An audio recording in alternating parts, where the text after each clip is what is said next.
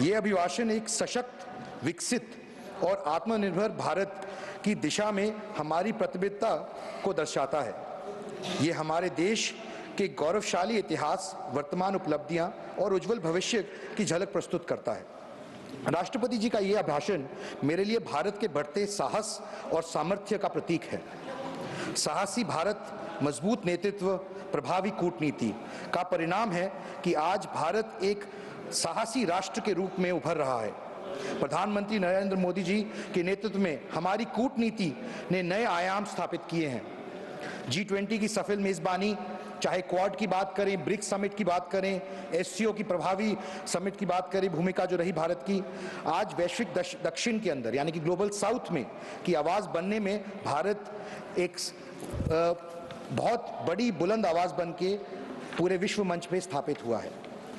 मैं एक बात और रखना चाहता हूँ, आज मोदी जी को छोड़कर आज दुनिया में कोई भी ऐसा राष्ट्रीय अध्यक्ष ऐसा नहीं है जिसे 16 देशों ने अपने सर्वोच्च नागरिक पुरस्कार से सम्मानित किया गया हो। ये सिर्फ माननीय नरेंद्र मोदी जी के लिए सम्मान की बात नहीं है, ये पूरे देश के लिए, सारे देशवासियों के लिए, पूरे भारतवासियों के लिए, चाहे पक्ष हो विपक्ष हो, उनके लिए भी सम्मान की बात है।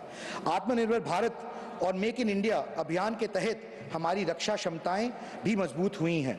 2004 से 14 तक यूपीए के कार्यकाल के अंदर डिफेंस एक्सपोर्ट सिर्फ 4,312 करोड़ रुपए का था, लेकिन 2004 से 24 तक 1900% बढ़ोतरी आई है इसके अंदर और 88,319 करोड़ का अब ये हो गया है।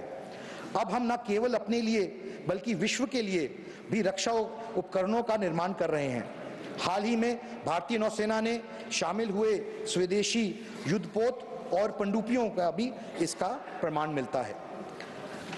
सक्षम भारत, सामाजिक न्याय और समावेशी विकास, ये मूल मंत्र रहे हैं और जिसके ऊपर राष्ट्रपति जी ने अपने अभिभाषण में सबका साथ सबका विकास के सिद्धांत को भारत की प्रगति का आधार बताया है। भारत में आज विकास की परिभाषा केवल आर्थिक वृद्धि तक सीमित नहीं है, बल्कि ये अंतिम पंक्ति में खड़े व्यक्ति के सशक्तिकरण तक विस्तृत है। गरीबों का उत्थान, प्रधानमंत्री आवास योजना के तहत 3 करोड़ नए मकानों की घोषणा, 25 करोड़ लोगों को का गरीबी की रेखा से बाहर निकलना और 80 करोड़ नागरिकों को मुफ्त राशन जैसी योजनाएं सामाजिक न्याय का परिणाम है। महिला सशक्तिकरण, नारी शक्ति वंदन अधिनियम के तहत संसद और विधानसभाओं में महिलाओं को आरक्षण दिया गया है। 10 करोड़ से अधिक महिलाएं स्वयं सहायता समूह से जुड़कर आत्मनिर्भर बन रही हैं। नरेंद्र मोदी जी की सरकार और उस सरकार का मुख्य उद्देश्य ये रहा है कि जो एजेंट ऑफ चेंज है वो महिलाएं हैं और देश की जो आधी आबादी है कि अगर हम उनके अंदर बदलाव ला सकते हैं, अगर हम क्रांति लाना चाहते हैं कि समाज के अंदर, तो उसका रास्ता महिलाओं के द्वारा जाता है। इसलिए हमें महिलाओं को सशक्त करना है, सक्षम बनाना है, सामर्थ्य बनाना है। इसीलिए चाहे वो उज्ज्वला योजना की बात हो, लखपति दीदी की बात हो, द्रोण दीदी की बात हो या उनके खाते में सीधे पैसे ट्रांसफर करने के डायरेक्ट बेनिफिट ट्रांसफर के तहत बात हो। मैं युवाओं के लिए भी अवसरों की बात करना चाहता हूं। प्रधानमंत्री युवा योजना, स्टार्टअप इंडिया और डिजिटल इंडिया के माध्यम से देश में 1.5 लाख से अधिक स्टार्टअप पंजीकृत हुए हैं और 10 लाख सरकारी नौकरियों का भी सृजन किया गया है।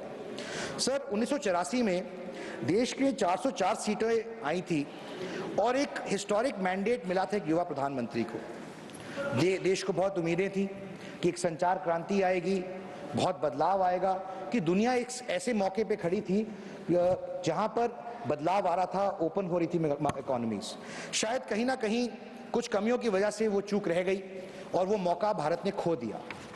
आज मैं इस बात का उल्लेख इसलिए करना चाहता हूं कि 404 और बाद में 414 सीटों के बाद भी आपको राजनीतिक इच्छा शक्ति की जरूरत है बदलाव लाने के लिए, और वो इच्छा शक्ति का उदाहरण सबसे अच्छा 2019 में माननीय नरेंद्र मोदी जी ने प्रस्तुत किया, जो 303 सीटों के साथ भी जो अमूलचूल परिवर्तन उनको करना था सरकार को, चाहे अनुच्छेद 370 की बात करूं, 3 तलाक की बात करूं या सामाजिक न्याय और समावेशी विकास की बात करूं, उन्होंने सब राजनीतिक इच्छा शक्ति द्वारा दिखाया और प्रस्तुत किया कि ये हो सकता है अगर आप चाहें करना।